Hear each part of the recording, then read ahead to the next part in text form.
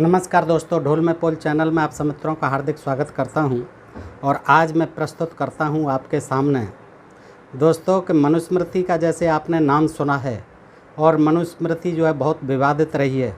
क्यों विवादित रही है कि उसने जो है एक बहुत बड़े वर्ण, शूद्र वर्ण को, यानी आज जिन्हें हम बहुजन कहते हैं, SC ST OBC backward minorities, Adivasi जो भी हैं, उनको जो है बहुत प्रताड़ित किया गया है। ऐसे ऐसे कानून बना दिए गए उसमें, जो सब आपने पढ़े हैं और सुने हैं दोस्तों। अब कोई नई बात नहीं है। लेकिन दोस्तों उसके मनुस्मृति के बारे में कहा जाता है कि इसमें जो है वामपंथियों ने, अंग्रेज़ों ने, मुग़लों ने, मुल्लों ने, इन्होंने घुसपैठ की है। इन्होंने ये प्रक्षिप्त लिख दिए हैं इसमें। तो दोस्तों ऐसी बात नहीं है। ये बिल्कुल वो बयानबाजी करते हैं, वो गलत करते हैं। और इस तरह की उन्होंने जो है काट छाँट करके अब नई विशुद्ध मनुस्मृति नाम से भी मनुस्मृति लिख रहे हैं कि ये जो है उसमें सही हैं बिल्कुल। तो दोस्तों इस तरह से आप देखते हैं कि मनुस्मृति ही नहीं, सारी स्मृतियाँ, सारे ब्राह्मण ग्रंथों में शूद्रों के प्रति तो तमाम दंड का विधान है, घृणा की बातें हैं।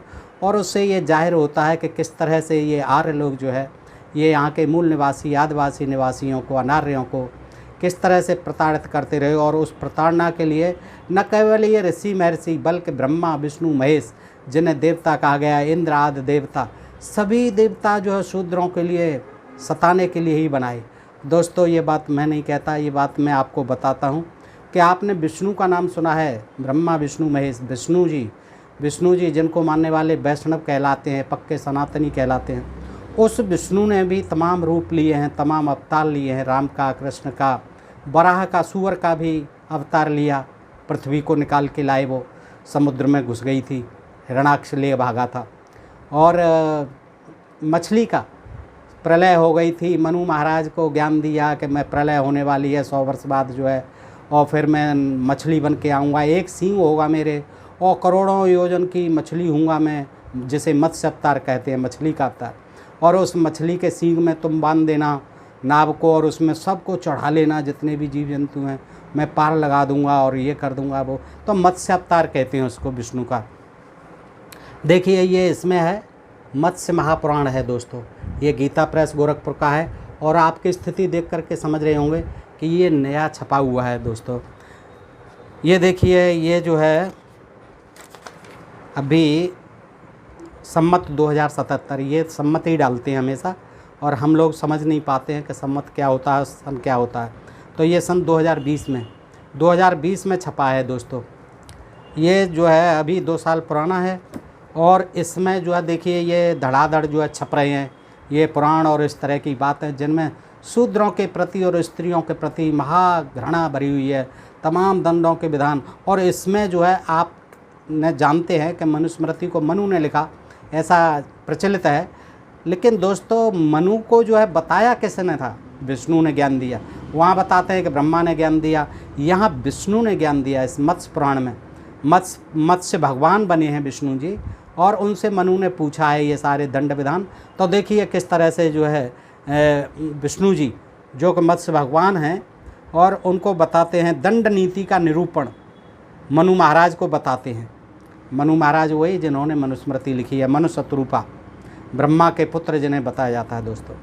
तो उनको जो है मनुस्मृति की प्रेरणा किसने दी? विष्णु भगवान ने। ये देखिए जो कि मत्स्य भगवान बने हुए हैं। तो मत्स्य भगवान ने कहा, ये पृष्ठ 889 अध्याय 227 से पढ़ रहा हूँ दोस्तों, और मैं इसका स्क्रीनशॉट भी दे दूँगा, आप देख सकते हैं, पढ़ सकते हैं। मत्स्य भगवान ने कहा, राजन, रतन धन वस्त्रादि धरोहर को हड़प जाने वाले व्यक्ति को। अब देखिए दंड विधान बता रहे हैं विष्णु जी। उनको भी जो है शूद्रों से बड़ी तकलीफ़ रहती थी, तो वो विष्णु जी बताते हैं मनु को, और मनुस्मृति में वो लिखते हैं। फिर तो व्यक्ति को उसके मूल्य के अनुरूप दंड देने पर राजा का धर्म नष्ट नहीं होता। गांव के बाहर चारों ओर 100 धनुष के विस्तार की, और नगर के लिए उससे दुगुने या तुगुने विस्तार की ऐसी प्राचीर बनाए राजा, जिसके भीतर की वस्तु को ऊँट भी न देख सके बाहर से। इतनी ऊंची जो है परकोटा बनाया है राजा जो है अपनी सुरक्षा के लिए गांव के चारों ओर, जिससे कि बाहर से ऊँट भी न देख सके। उसमें कुत्ते तथा सूअर के मुख घुसने योग्य सभी छिद्रों को बंद करा देना चाहिए। कोई छिद्र भी रह जाए तो उसको बंद करा देना चाहिए, जिससे कि कुत्ते और सूअर का मुख भी नहीं घुस पाए। देखिए यह क्या विचित्र ज्ञान दे रहे हैं विष्णु जी, मत्स्य बने, मत्स्य भगवान। अब आ जाते हैं उस पर, जाति पे। ब्राह्मण, क्षत्रिय, वैश्य, इन तीनों वर्णों के लोग समाज में अपनी स्थिति के बिना किसी विशेषता के क्रम से यदि निषिद्ध कार्य करते हैं तो उन सब से प्रायश्चित करवाना चाहिए। प्रायश्चित करवाना चाहिए, सॉरी बुलवाना चाहिए कि मैंने जो है दूसरे का धंधा कर लिया। कोई क्षत्रिय ब्राह्मण का धंधा नहीं करे, कोई वैश्य क्षत्रिय या ब्राह्मण का धंधा नहीं करे, और शूद्र तो अभी आया ही नहीं है। यहाँ देखिए तीनों वर्णों की बात हो रही है। इन तीनों वर्णों के लोग समाज में अपनी स्थिति के बिना किसी विशेषता के क्रम से यदि निषिद्ध कार्य करते हैं, कोई वर्जित कार्य करते हैं, जिस कार्य को लिखा नहीं गया इस विधान में, उसको करते हैं तो उन सबसे प्रायश्चित करवाना चाहिए। यदि कोई अनजान में स्त्री का वध कर देता, अनजान में स्त्री का वध कर देता है, तो उसे शूद्र हत्या व्रत का पालन करना चाहिए। स्त्री की हत्या करने पर जो शूद्र की हत्या का व्रत होता है वो करना चाहिए। यानी शूद्र और स्त्री की हत्या समान मानी गई है। अब क्या कहते हैं, एक सहस्त्र अथवा एक गाड़ी में भर जाने के योग्य हड्डी वाले जीवों की हत्या करने वाले को शूद्र हत्या का प्रायश्चित करना चाहिए। यानी 1000 जीव हड्डी वाले, 1000 हड्डी वाले जीवों की हत्या करने पर वो प्रायश्चित करना चाहिए जो एक शूद्र की हत्या के लिए होता है। यानी एक शूद्र की हत्या 1000 जीवों के जो कि हड्डी वाले हैं, कशेरुकी हैं, मेरुदंड वाले हैं, उनकी हत्या करने पर होता है। हड्डी वाले जानवरों की हत्या करने पर ब्राह्मण को कुछ दान देना चाहिए। अच्छा, हड्डी वाले जानवरों की वध कर दे, हत्या कर दे, तो ब्राह्मण को दान जरूर देना चाहिए, उससे प्रायश्चित हो जाता है। और जो बिना हड्डी के हैं, बिना हड्डी के हैं, उनकी हिंसा करने पर प्राणायाम से शुद्धि हो जाती है। प्राणायाम कर लो बैठ के, शुद्धि हो जाएगी। अगम्या स्त्री के साथ समागम करने से, दोस्तों ये बहुत ही रोचक प्रसंग है, ये कोई नहीं बताएगा, ना आपने पढ़ा होगा दोस्तों। इन पुराणों में सब में यही बातें लिखी हुई हैं और आप देख लें। और ये उनके लिए चेतावनी है जो शूद्र, जो बहुजन आज भी इनके परम भक्त बने हुए हैं और इनसे बाहर नहीं निकलना चाहते हैं, इनके इस जाल में फंसे हुए हैं। यही पुराणों का जाल, यही धर्मशास्त्रों का जाल, यही इनका ज्ञान, यही विज्ञान। क्या ब्रह्मा, क्या विष्णु, क्या महेश, क्या राम, क्या कृष्ण, सभी जो है शूद्रों के लिए कुछ न कुछ ऐसा ही करते रहे हैं दंड विधान। देखिए उनको जो है ऊपर नहीं उठने दिया गया। तो आप देखिए इसमें जो है विष्णु जी ज्ञान दे रहे हैं कि अगम्या स्त्री के साथ समागम करने से उत्पन्न हुए पाप को इन व्रतों द्वारा नष्ट करना चाहिए। किसी के साथ समागम कर लो, व्रत कर लो, बस नष्ट हो जाएगा, प्रायश्चित हो जाएगा। अपनी जाति की पराई स्त्री के साथ समागम करके गुरुतल्प व्रत का अनुष्ठान करना चाहिए। अर्थात गुरु की स्त्री के साथ समागम करने पर जो प्रायश्चित कहा गया है उसका अनुष्ठान करना चाहिए। गुरु पत्नियों के साथ भी खूब संभोग करते थे शिष्य जो है, इसीलिए उन्होंने ये विधान बनाए कि गुरु की स्त्री के साथ समागम करने पर जो प्रायश्चित कहा गया है उसका अनुष्ठान करना चाहिए। अनुष्ठान कर दे और पाप मुक्त हो जाता था। मित्र तथा पुत्र की स्त्री, कुमारी कन्या, नीच जाति की स्त्री, देखिए जात आती है, जो कहते हैं कि जाति नहीं थी, वर्ण थी। नीच जाति की स्त्री चांडाली, चांडाली थी। देखिए विष्णु के टाइम में मत्स्य अवतार लिया उन्होंने। वो कहते हैं कि मित्र तथा पुत्र की स्त्री, कुमारी कन्या, नीच जाति की स्त्री यानी चांडाली, फुफेरी तथा मौसेरी बहन और भाई की कन्या के साथ समागम करने पर चांद्रायण व्रत का अनुष्ठान करना चाहिए। किसी से कुछ भी कर लो, चांद्रायण व्रत कर दो पंडित जी को बुला के, सब माफ़, सारे अपराध माफ़। ये था उस समय का संविधान। दोस्तों आगे चलते हैं, बहुत रोचक है। आपसे अनुरोध करता हूँ कि इस वीडियो को पूरा सुनें। बुद्धिमान पुरुष को चाहिए कि जो स्त्रियां अपनी जाति की हों तथा जो पतितों की अनुगामिनी हों, पतितों की बातों में आती हों, शूद्रों की बातों में आती हों, उनके साथ भार्या के समान समागम न करे। मनुष्य से भिन्न योनि, ऋतुमती स्त्री यानी पशुओं के साथ मनुष्य से भिन्न योनि, ऋतुमती स्त्री, रजस्वला स्त्री तथा योनि द्वार से अन्यत्र, योनि द्वार के अतिरिक्त अन्य किसी द्वार से, अथवा जल में वीर्यपात करके पुरुष को कृच्छ शांतपन नामक व्रत का अनुष्ठान करना चाहिए। इतने काम करके कि किसी पशु से यौनाचार करके, किसी रज्जुशला स्त्री से यौनाचार करके, योनि द्वार से, अन्यत्र किसी मुख द्वार या क्या नाम है मल द्वार से करते हैं, गुदा द्वार से, वीरपात करके, समागम करके, कौन सा पुरुष को कृच्छ शांतपन नामक व्रत का अनुष्ठान करना। अब इसको विधि कौन बताएगा? पंडित जी बताएंगे। उनके पास जाओ, उन्हें दान दक्षिणा दो और ये व्रत कराओ, मुक्त हो जाओगे।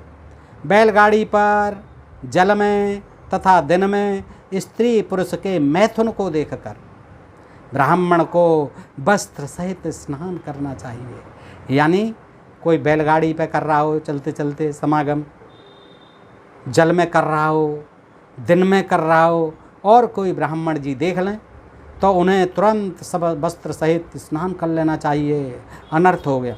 ब्राह्मण यदि अज्ञान से यानी भूल से, जानकर नहीं, अज्ञान से चांडाल और अंत्यज स्त्रियों के साथ, अंत्यज आ गए अछूत, चांडाल और अंत्यज, चांडाल अछूतों से भी नीचे समझे जाते थे, इसलिए उनको अलग वर्णन किया जाता है दोस्तों। चांडाल और अंत्यज स्त्रियों के साथ संभोग, उनके यहाँ भोजन और उनका दिया हुआ दान ग्रहण करता है तो वह पतित हो जाता है, वो ब्राह्मण जो है पतित हो जाता है। यानी चांडाल के साथ, चांडाल स्त्री के साथ, अछूत स्त्री के साथ, अंत्यज स्त्री के साथ संभोग करके, उनके यहाँ भोजन करके और उनके दिया हुआ दान ग्रहण करके वह ब्राह्मण पतित हो जाता है। और जानबूझकर करता है, ये तो अनजान में पतित हो जाता है, लेकिन जो जानबूझकर करता है वह तो उन्हीं के समान हो जाता है, चांडाल हो जाता है, अछूत हो जाता है, वो पतित उन्हीं के समान हो जाता है। ब्राह्मण द्वारा दूषित स्त्री को उसका पति एक घर में बंद कर दे।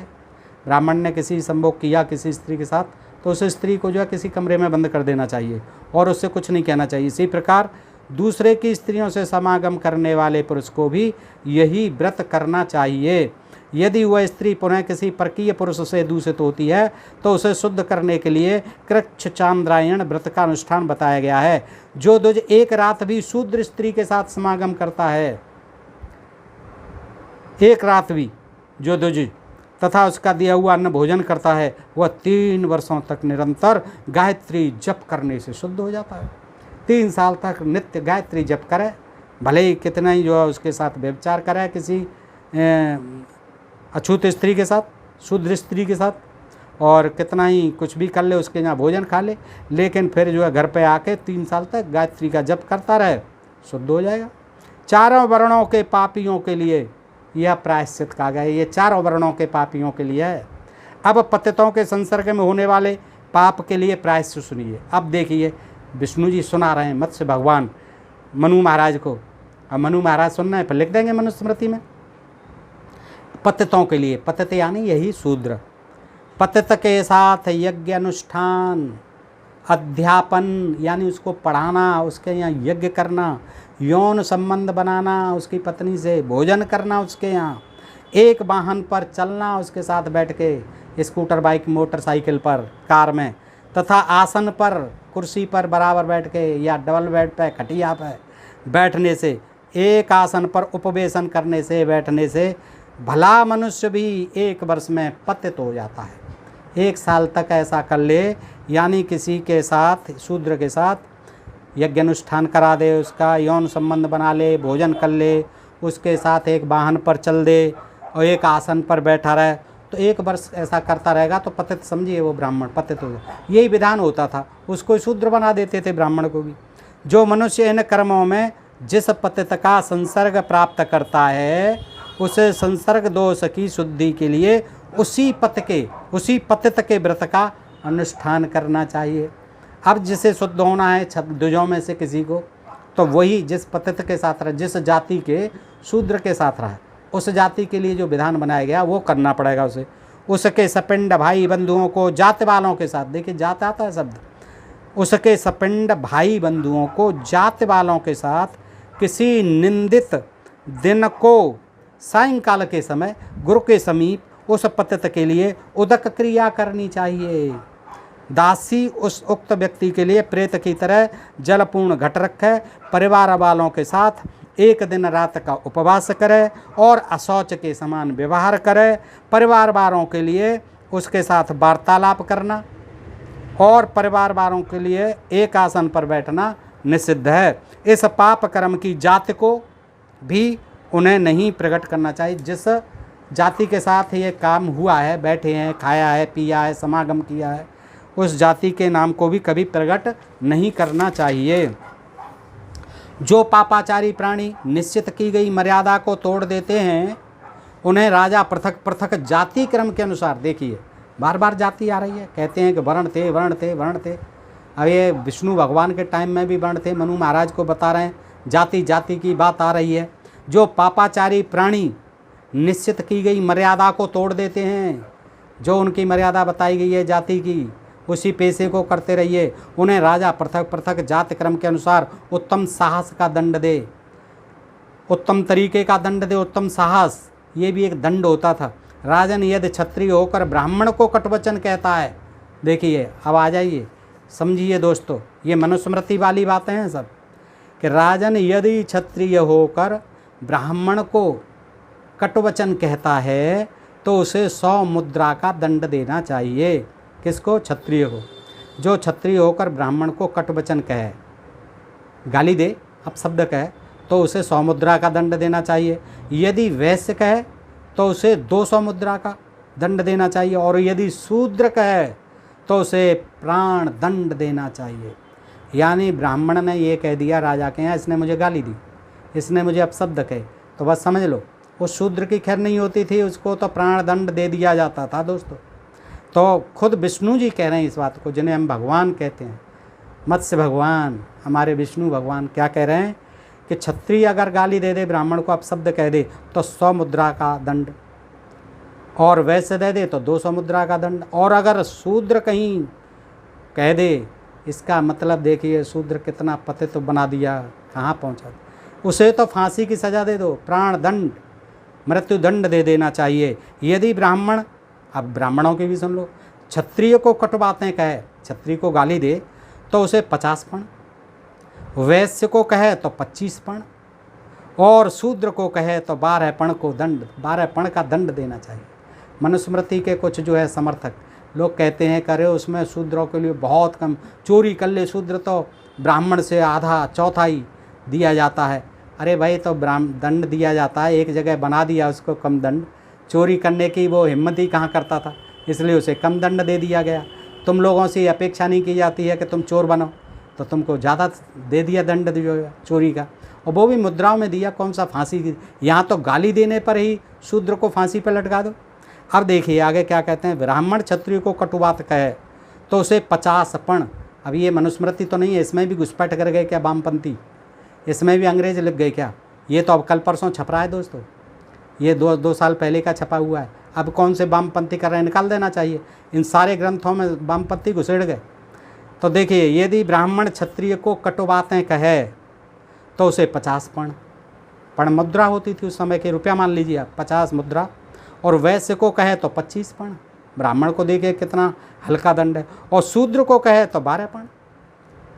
शूद्र अगर कह दे तो उसे मृत्युदंड, और वो शूद्र को गाली देते रहे पंडित जी महाराज तो उसको केवल 12 मुद्रा का दंड दे देना चाहिए। वो भी क्यों देगा, राजा की क्या हिम्मत है, दंड देने का तो लिखा हुआ है, ब्राह्मण को कोई दंड देने का अधिकार ही नहीं है राजा को। जो राजा दंड देगा वो नरक में जाएगा, तो इसलिए हिम्मत ही नहीं होती थी। तो ये फिर भी उन्होंने लिख लिया कि क्षत्रिय को कटु बातें कहे तो 50 पण, और वैश्य को कहे तो 25 पण। देखिए यहाँ भी रियायत करवा दी, विष्णु भगवान भी रियायत कर रहे हैं। देखिए हमारे साथ कितनी वो कर रहे हैं, हमारे साथ वो भी जाति कर रहे हैं कि फांसी दे दो शूद्रों को। तो दोस्तों आप देखिए, यदि वैश्य क्षत्रिय को कटुवचन कहता है तो उसे उत्तम साहस का दंड देना चाहिए, और शूद्र क्षत्रिय को कटुक्ति सुनाता है तो उसकी जीभ काट देना चाहिए। देखिए, यानी वैश्य जो है क्षत्रिय को कटु शब्द कहे, अब शूद्रों की कहाँ हिम्मत होती थी क्षत्रियों को कुछ कहे, राजा को कुछ कहे। ये तो जो है उन्होंने विष्णु जी ने बता दिया मनु जी को, मनु जी ने लिख दिया कि देखिए, यदि वैश्य क्षत्रिय को कटुवचन कहे तो उसे उत्तम साहस का दंड देना चाहिए, और शूद्र अगर क्षत्रिय को गाली दे दे, अपशब्द कह दे, तो उसकी जीभ काट लेनी चाहिए। देखिए कितना जघन्य जो है अपराध माना जाता था गाली देना भी क्षत्रिय को, ब्राह्मण को। तो दोस्तों ये सब बनी हुई बातें हैं, क्षत्रियों के प्रति भी अपमानजनक बातें बहुत लिखी गई हैं और क्षत्रियों को साधने के लिए ये बातें कहीं कहीं लिख दी गई हैं। दोस्तों, क्षत्रिय यदि वैश्य को भला बुरा कहता है तो उसे 50 और शूद्र को कहता है तो 25 दम का दंड देना चाहिए। क्षत्रियों के लिए भी रियायत हो गई। ऐसा करने से उसका धर्म छीण नहीं होता राजा का, और सबका छीण हो जाता है। शूद्र का तो कोई धर्म ही नहीं होता है, उसको तो सीधे फांसी दे दो, कुछ भी कह दो। शूद्र यदि वैश्य को कटुवचन कहे तो उसे उत्तम साहस का दंड देना चाहिए, और वैश्य होकर शूद्र को बुरा भला कह रहा है तो 50 दम के दंड का भागी होता है। और यदि कोई अपने ही वर्ण वाले को कटुक्ति सुनाता है, गाली देता है, तो उसे 12 दम का दंड देना चाहिए, तथा अकथनीय बातें कहने पर वह दंड दुगना हो जाता है। भगवान न हुए, ये संविधान के निर्माता हो गए दोस्तों, मनुस्मृति के जनक हो गए। ये मनुस्मृति जो है महाराज ने प्रेरणा लेके सुन करके इनसे ही बता दी थी। देखिए दोस्तों, यदि दुजाति से भिन्न जाति वाला किसी दुजाति को कठोर वाणी से भला बुरा कहता है तो उसकी जीभ काट लेनी चाहिए। यदि दुजाति से भिन्न यानी ब्राह्मण, क्षत्रिय, वैश्य से भिन्न जाति वाला किसी दुजाति को कठोर वाणी से, कोई भी व्यक्ति हो शूद्र, फिर वो भी बात आ गई कि दुजाति से भिन्न, यानी दुजाति से भिन्न कौन हो गए? शूद्र। दुजाति ब्राह्मण, क्षत्रिय, वैश्य, दुजाति से भिन्न कोई, यानी कोई शूद्र किसी भी दुजाति को, चाहे किसी भी ब्राह्मण को, न केवल ब्राह्मण, ऊपर ब्राह्मण के लिए लिखा है, लेकिन किसी भी ब्राह्मण, क्षत्रिय, वैश्य को भला बुरा कहता है तो उसकी जीभ काट लेनी चाहिए। आज ये नियम होता तो कैसा होता दोस्तों? रोज़ाना जीभ कटती, क्योंकि कुछ न कुछ रोज़ाना कुछ न कुछ होता ही है। हाँ, तो उसे परम नीच समझना चाहिए, उसकी जीभ काट लेनी चाहिए और उसे परम नीच समझना चाहिए। देखिए, यहाँ नीच शब्द की जो उत्पत्ति हुई वो विष्णु भगवान ने कर दी, उनको नीच समझना चाहिए। नीच जाति के बताए जाते हैं ये शूद्र लोग, इसीलिए कि भगवान स्वयं कह रहे हैं विष्णु जी कि उनको नीच समझना चाहिए और उनकी जीभ काट देनी चाहिए जो दो जातियों को गाली दें। कोई भी शूद्र हों, अंत्यज हों, अंत्यवासी हों, आदिवासी हों, जो भी अनार रहें। अच्छा, अधिक द्रोहवश नाम, जाति तथा घर की निंदा करने वाले के मुख में, देखिए विष्णु भगवान बता रहे हैं, ये मनुस्मृति नहीं बता रही है। अब मनु जी तो लिखेंगे, विष्णु भगवान कहते हैं कि अधिक द्रोहवश, ये आपने कहीं नहीं सुना होगा, इनको कोई नहीं सुनाता। ये कथावाचक जो मीठी मीठी बातें, चुपड़ी चुपड़ी बातें, जिनसे दान मिलता रहे, इनको जो है तमाम माल मिलता रहे, खाने को चकाचक और दाम मिलता रहे, वो सुनाते हैं मीठी मीठी बातें। इन बातों को क्यों नहीं, ये मैं थोड़ी सुना रहा हूँ, ये इसमें लिखी हुई हैं। लेकिन आपने तो नाम भी नहीं सुना होगा दोस्तों, मत्स्य पुराण, और मत्स्य पुराण का अर्थ भी नहीं जानते होगे। मैं इस पर एक वीडियो आगे लाऊंगा कि मत्स्य पुराण है क्या भला। तो दोस्तों ये देखिए, आगे कहते हैं कि अधिक द्रोहवश, यानी क्रोध में आकर के नाम ले, किसी का जाति का नाम ले, घर की निंदा करे कोई शूद्र, तो उसके मुख में लोहे की 12 अंगुल लंबी जलती हुई सलाका, यानी रॉड, 12 अंगुल जलती हुई एकदम लाल, उसकी मुख में डाल देनी चाहिए। अब बताइए इसमें कितना शोषण होता होगा, कितना अत्याचार होता होगा उस समय शूद्रों के ऊपर, कि किसी ने अगर क्रोध में मार रहा है, पीट रहा है, और फिर उस पर कुछ गाली भी दे दी, या उसने नाम ले दिया जाति का, या उसकी निंदा कर दी कैसे ही, तो क्या करना है? अब राजा के यहाँ पहुँचते ही उसके मुख में लोहे की 12 अंगुल लंबी जलती हुई सलाका डाल देनी चाहिए। राजा को, दुजाति को धर्मोपदेश करने वाले, देखिए राजा को, दुजाति को, यानी ब्राह्मण, क्षत्रिय, वैश्य को धर्म का उपदेश करने वाले शूद्र, आजकल बहुत करने लगे हैं शूद्र धर्म का उपदेश। तो आज अगर वो समय होता विष्णु भगवान वाला, मनुस्मृति से भी पहले का, देखिए तो क्या होता है कि राजा को, दुजाति को धर्मोपदेश करने वाले शूद्र के मुख में और कान में खौलता हुआ तेल डाल देना चाहिए। अभी तक तो ये कहते थे कि मनुस्मृति ऐसा, मनुस्मृति में ये दूसरों ने घुसेड़ दिए हैं, प्रक्षिप्त हैं। लेकिन दोस्तों मुझे बार बार आपको याद दिलाना पड़ रहा है कि ये सारे इन ग्रंथों में लिखी हुई हैं। मनुस्मृति को छोड़िए आप, मनुस्मृति को तो कोने में रख दीजिए। आप पढ़ा नहीं है, आपने सुना नहीं है, आपने जाना नहीं है। देखिए ये मैं पढ़ रहा हूँ, ये मत्स्य पुराण ही है, यह गीता प्रेस गोरखपुर की है, 2022 में छपी हुई है, 2020 में। तो दोस्तों ये जो है चीज़ें आज भी छप रही हैं, आज भी इन कथा कहानियों को ये ब्राह्मण लोग पढ़ते हैं, सुनाते हैं, और इन्हीं के आधार पर चुपके चुपके से समाज में वही जातिवादी भावना, विद्वेष की भावनाएं, और ये चाहते हैं कि किसी तरह से यही युग आ जाए कि ये विधान जो है चालू हो जाए, तो कैसे मज़े आएँ। फिर इनको बताएं हम कि तुम कैसे जो है IAS IPS और ये मंत्री संतरी आजकल MLA विधायक सांसद डॉक्टर इंजीनियर वकील बनने लगे हो। तो दोस्तों मैं कहता हूँ कि इनसे निकलिए। आप जो है इनमें फंसे रहोगे, इन पाखंड पुराणों में फंसे रहोगे, इन अंधविश्वासों में फंसे रहोगे, तो सचमुच फिर से यही युग आ जाएगा आपके लिए। तो दोस्तों ये चेतावनी स्वरूप है। और फिर देख लीजिए आप, मैं अपनी तरफ से एक शब्द भी नहीं कह रहा हूँ, आप पढ़ लीजिए कि राजा को दुजाति को धर्मोपदेश करने वाले शूद्र के मुख में। अब बताइए शूद्र इतना क्या, वो इंसान नहीं होता है, उसका धर्म ही नहीं है ये, वो उपदेश दे नहीं सकता, वो ज्ञानवान हो नहीं सकता, वो कबीर नहीं बन सकता है, वो ज्योतिबा फुले नहीं बन सकता, वो पेरियार स्वामी नहीं बन सकता। इनके अनुसार तो उसके क्या करना चाहिए, उसे शूद्र के मुख में और कान में खौलता हुआ तेल डाल देना चाहिए। वेद, देश, जाति और शारीरिक कर्म को निष्फल बतलाने वाला राजा द्वारा दुगने साहस के दंड का भागी होता है। जो मनुष्य स्वयं पापाचारी होकर दूसरे वर्ण की निंदा करता है, स्वयं तो पापाचारी है, स्वयं तो शूद्र है, फिर जो है दूसरे धर्म की, दूसरे वर्ण की, ब्राह्मण की या क्षत्रिय वैश्य की, किसी वर्ण की निंदा करता है, उसे राजा जात के अनुरूप, देखिए वर्ण के अनुरूप नहीं, उसे जात के अनुरूप, और विष्णु जी बता रही हैं, उसे जात के अनुरूप उत्तम साहस का दंड जरूर दे उसे राजा हैं। जो मनुष्य स्वयं पापाचारी होकर दूसरे वर्ण की निंदा करे उसको अवश्य दंड दे। जो राजा के बनाए हुए नियम की अवहेलना करते हैं, अब राजा ने तो बना दी, लिख दी मनुस्मृति, तमाम ये विष्णु स्मृति, ये से मत्स्य पुराण से सीख लिया विष्णु जी, मनु महाराज ने बता दिए सारे दंड। तो देखिए जो राजा के बनाए हुए नियम की अवहेलना करते हैं अथवा राजा की निंदा करते हैं, राजा की निंदा भी नहीं कर सकते, उन सबको दुगने साहस का दंड देना चाहिए। जो व्यक्ति मैंने प्रेमवश अथवा प्रमाद से ऐसा कहा है, अब पुनः ऐसा नहीं कहूँगा, ऐसा कहकर अपराध स्वीकार कर ले, वह आधे दंड का पात्र होगा। अब देखिए दुजात से भिन्न जाति वाला, दुजात से भिन्न, दुजात आ गई, देखो जाति की बात चल रही है, वर्ण चिल्लाते रहते हैं कि वर्ण व्यवस्था थी और जो है ब्राह्मण बन जाते थे शूद्र पढ़ लिख करके। एक भी उदाहरण बता दीजिए, और आज भी बता दीजिए, कभी भी बता दीजिए, जाति पहले से ही रही है। दुजाति से भिन्न जाति वाला व्यक्ति किसी दुजाति का जिस अंग से अपकार करता है, जिस अंग से अपकार करता है यानी बुरा करता है, आक्रमण करता है उस पर, उसके उसी अंग को शीघ्र ही बिना कुछ विचार किए कटवा देना चाहिए।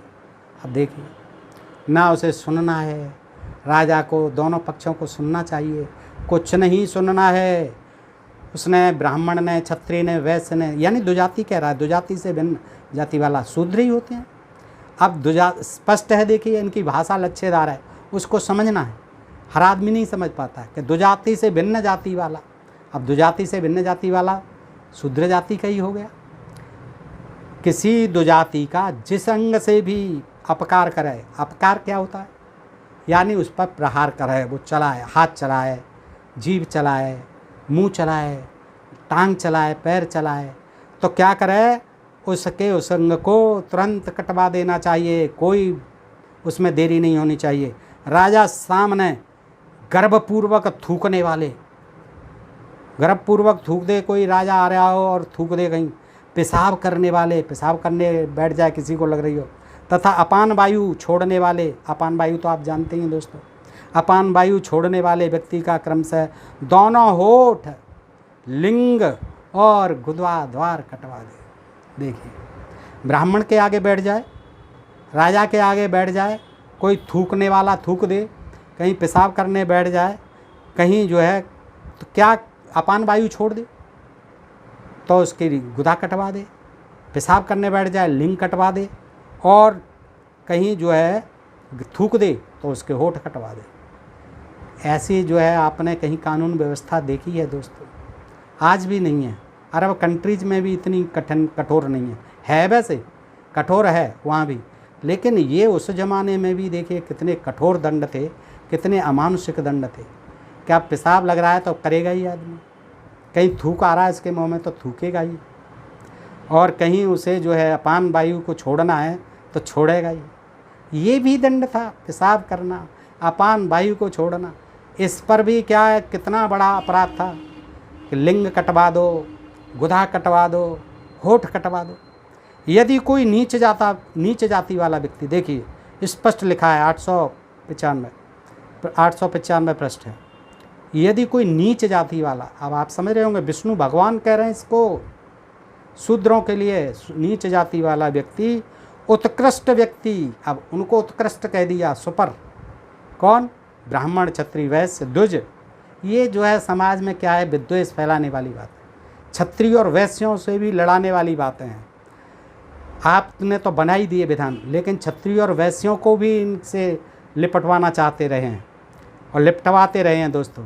वैसे तो बेचारे खैर क्या लिपटेंगे, लेकिन राजा होते थे क्षत्रिय, तो क्षत्रिय तो भाई इनकी बातों में आना ही था, उन्हें मानना ही था इनका विधान। तो बेचारे क्षत्रिय भी इनके कहने के अनुसार चलते थे।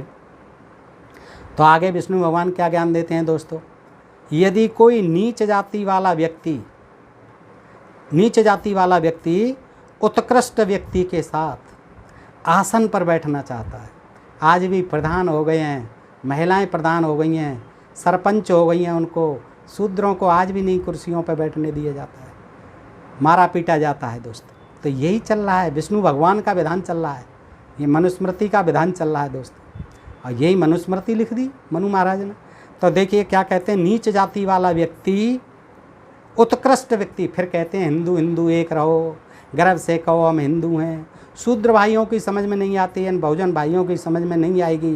कितना ही बाबा साहब समझा गए, कितना ही जो है नानक जी समझा गए, कितना ही कबीर जी, कितना ही ज्योतिबा फुले जी, साहू जी महाराज, छत्रपति महाराज, गुरु गोविंद सिंह जी खूब समझा गए, लेकिन इनकी समझ में नहीं आना है दोस्तों।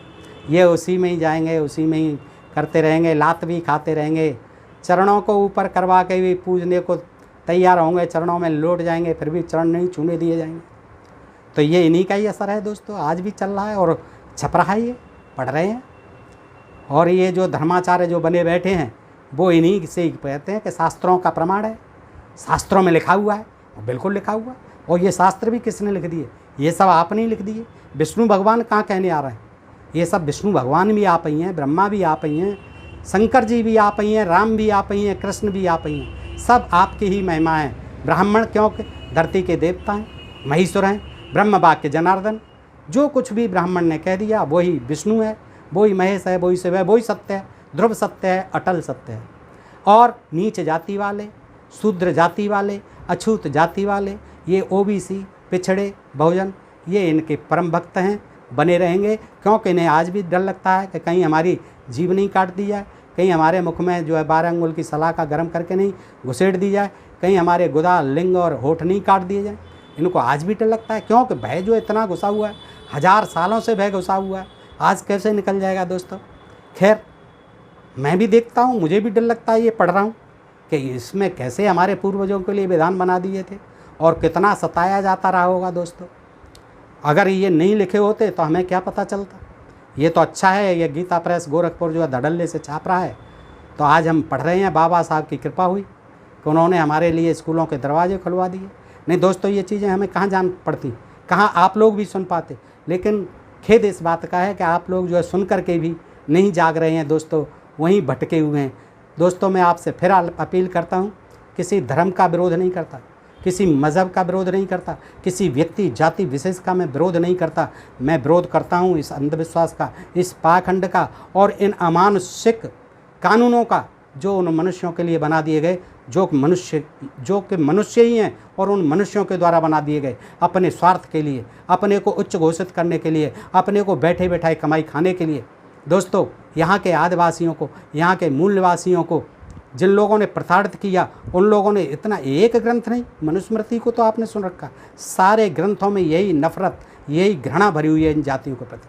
क्यों, और ये कब तक चलती रहेगी दोस्तों। आज ये समय नहीं है, आज समय है, देश कहाँ से कहाँ पहुँच रहे हैं, विश्व कहाँ से कहाँ पहुँच रहा है, कितनी तरक्की कर रहा है, मंगल तक लोग जा रहे हैं, चंद्रमा पर बस्ती बसा रहे हैं, और हम यहीं अटके हुए हैं कि शूद्रों के साथ ये किया जाए। शूद्रों को पढ़ने का अधिकार नहीं, शूद्रों को मंदिर में घुसने का अधिकार नहीं, शूद्रों को कथा बाँचने का अधिकार नहीं, शूद्रों को धर्म की बातें करने का अधिकार नहीं। क्यों, शूद्र भी आखिर इंसान है, और इंसान को जो धर्म इंसान नहीं समझता वह कैसा धर्म है दोस्तों। खैर आगे आइए, आप देखिए क्या कहते हैं विष्णु भगवान मनु महाराज से कि यदि कोई नीच जाति वाला व्यक्ति उत्कृष्ट व्यक्ति के साथ, उत्कृष्ट तो आप समझ रहे हैं, उच्च व्यक्ति के साथ आसन पर बैठना चाहता है तो राजा उसकी कमर में एक चिन्ह बनवाकर, यानी दगवा कर कुछ से लोहे के रॉड से लाल करवा ले और उसे एक चिन्ह बना दे और राज्य से निर्वासित कर दे। निर्वासित समझते हैं यार, यही भाषा जो है समझने की चीज़ होती है। निकाल दे, देश निकाला कर दे, उसका दगवा दे और राज्य से निर्वासित कर दे। किसको? शूद्र को। क्यों? कि वो हिम्मत कर रहा है ब्राह्मण देव के साथ चारपाई पर बैठने की, कुर्सी पर बैठने की, बराबर बैठने की। तो राजा को चाहिए उसकी अगर ब्राह्मण कंप्लेंट कर दे तो तुरंत जो है दगवा दे उसके कमर पर, निशान बनवा करके देश निकाला कर दे कि जहाँ भी जाए तो वहाँ देख ले कि शूद्र है, इसको देश निकाला दिया गया। अच्छा, और आगे क्या कहते हैं? या उसके गुदा भाग को कटवा दे। देखिए, या उसके, या तो दगवा दे, देश निकाला कर दे, या फिर उसके गुदा भाग को कटवा दे। अब बताइए, ऐसा कानून, ऐसा विधान कौन कह रहे हैं? ये मत्स्य भगवान। मत्स्य भगवान कौन? विष्णु भगवान। किससे कह रहे हैं? मनु महाराज से। मनु महाराज कौन? जिन्होंने मनुस्मृति लिखी। अब मनुस्मृति का क्या दोष है दोस्त, जब विष्णु भगवान ही बता रहे हैं। अब देखिए आगे क्या होता है।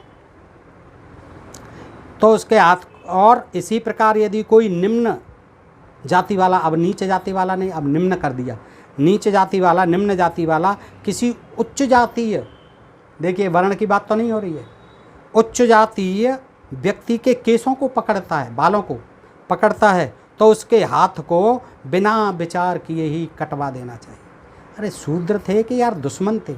इतनी तो हम पाकिस्तान वालों को भी दंड नहीं देते हैं, उनको भी कानून से लड़ाई लड़ते हैं, उनको भी कानून की इजाज़त देते हैं, न्यायालय में उनको जो अपनी बात कहने का अधिकार देते हैं, तब जाके कहीं सज़ा फांसी होती है। दुश्मन को भी जो पकड़ लेते थे राजा दूसरे को, उसको भी ऐसा दंड नहीं देते थे, उसके भी साथ राजा जैसा व्यवहार किया जाता था।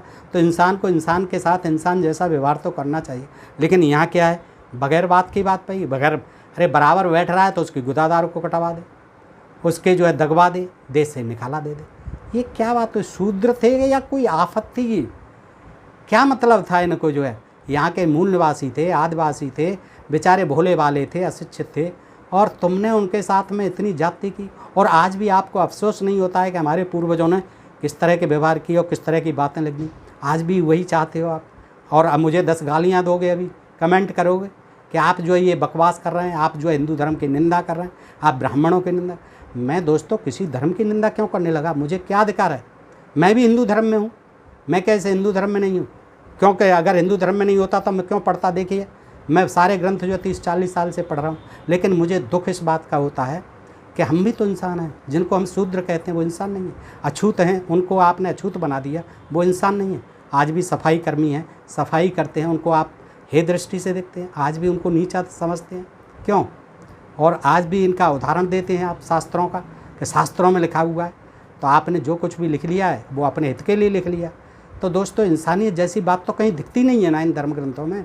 तो दोस्तों इस तरह जो है बड़ा अफसोस होता है, बड़ा दुख होता है कि हमारा धर्मशास्त्र क्या कहता है, कैसे लोग थे हमारे धर्मशास्त्र लिखने वाले, जिनको कि मनुष्य मात्र से इतनी घृणा थी, जिनको कि अपना भाई समझना चाहिए, देशवासी थे। तो दोस्तों आगे देखिए क्या कहते हैं। इसी प्रकार यदि कोई निम्न जाति वाला किसी उच्च जाति वाले व्यक्ति के केसों को पकड़ देता है तो उसके हाथ को बिना विचार के कटवाए। अब क्यों पकड़ भी लिए, लड़ाई हो रही है, उसने भी पकड़े, उसने भी पकड़े, केस पकड़ लिए तो उसके हाथ कटवा दो। और तुमने चाहे उसका कुछ भी कर दिया तो कोई दंड नहीं। तो इसी प्रकार का दंड दोनों पैरों, नासिका यानी नाक, गला तथा अंडकोश के पकड़ने पर भी देना चाहिए। अंडकोश पकड़ ले, किसी की नाक पकड़ ले शूद्र जो है, और गला पकड़ ले तो भी हाथ काट देने चाहिए उसके। यदि कोई किसी के चमड़े को काट देता है और उससे रक्त निकलने लगता है, ये मनुस्मृति में नहीं है दोस्तों इतनी बातें जो इसमें मत्स्य पुराण, मत्स्य महापुराण में दी हैं और मत्स्य भगवान ने कही हैं। अब बताइए, इनको तो कोई जानते नहीं कि विष्णु भगवान ने ही ये मनुस्मृति बताई थी। देखिए, यदि कोई किसी के चमड़े को काट देता है और उससे रक्त निकलने लगता है तो उसे 100 मुद्रा का दंड देना चाहिए, 100 मुद्रा का दंड देना चाहिए। मांस काट लेने वाले को 6 निष्कों का दंड तथा हड्डी तोड़ने वाले को देश निकाले का दंड देना चाहिए। तो दोस्तों इस तरह से जी आगे देखिए, जो श्रेष्ठ होकर अस्पृश्य का स्पर्श करता है, यानी अस्पृश्य को छू लेता है, श्रेष्ठ होकर, ब्राह्मण होकर, जो श्रेष्ठ होकर अस्पृश्य का स्पर्श करता है, किसी अछूत को छू लेता है, तो अयोग्य होकर योग्य कर्म में हाथ लगाता है, या अयोग्य होकर यानी शूद्र होकर दूसरों का काम करता है, योग्य आदमी का काम करता है, पशुओं के पुंसत्व का अपहरण करता है, दासी के गर्भ को नष्ट करता है, शूद्र और सन्यासियों के घर देव कार्य करता है, शूद्र और सन्यासियों के घर देव कार्य यानी यज्ञादि कर्म करता है, यज्ञादि कर्म करता है, और पितृ कार्य में भोजन करता है, श्राद्ध आदि में, तथा निमंत्रण स्वीकार करने पर भोजन नहीं करने जाता, वे सभी राजा द्वारा 100 पण कारसापण दंड के भागी हैं, वो सबको दंड देना चाहिए। इस तरह से दोस्तों आपने देखा इस मत्स्य महापुराण से। और इसको जो है देखिए, ये मछली बनी हुई है, नाव में बैठ के जा रहे हैं, एक सींग भी है मछली के, ये विचित्र मछली है और बहुत बड़ी मछली है, करोड़ों योजन वाली मछली है, एक सींग है इसके, और सींग में देखिए रस्सी बांध दी है, और सभी चराचर अचर को मनु महाराज जो है सारे संसार को प्रलय से बचा रहे हैं। तो दोस्तों इस तरह से ये मत्स्य भगवान विष्णु भगवान का अवतार हुआ है, मत्स्य महापुराण उन्हीं को लेकर लिखा गया है। ये मनु महाराज को ज्ञान दिया है, मनु महाराज ने इसी से प्रेरणा होकर मनुस्मृति को लिखा है, कहीं किसी वाम मार्गी ने इसमें प्रक्षिप्त नहीं किया है, इसमें तो और ज़्यादा है। मैं समझता हूँ कि मनुस्मृति में तो मनु महाराज ने फिर भी कुछ चीज़ें छोड़ दी। तो दोस्तों आज के लिए इतना ही।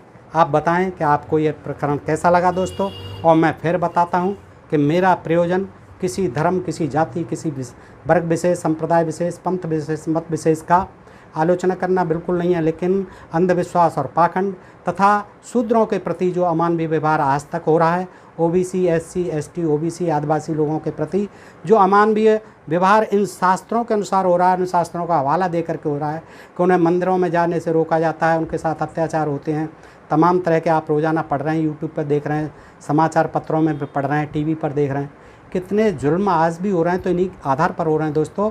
तो इनसे समझना चाहिए और निकलने का प्रयत्न करना चाहिए, और जो धर्माधिकारी हैं उनको भी सोचना चाहिए कि आज इन चीज़ों की ज़रूरत नहीं, नफ़रत फैलाने की ज़रूरत नहीं, आज हम सबको एक देशवासी हैं, सबको एक होने की ज़रूरत है। देश तभी आगे बढ़ेगा जब सब सुखी होंगे, शिक्षित होंगे, और शिक्षित देश बनेगा, वैज्ञानिक देश बनेगा भारत, तभी हम विश्व में जो है जीने लायक बन सकेंगे और गर्व से कहेंगे कि हमारा देश महान। देखिए दोस्तों आज के लिए इतना ही। सुनने के लिए आप सबका हृदय से आभार। यदि आपको ये वीडियो अच्छा लगा तो दोस्तों में अधिकाधिक शेयर करें और अपने प्रिय चैनल ढोल में पोल को सब्सक्राइब करते रहें। नमस्कार, जय हिंद, जय भारत दोस्तों।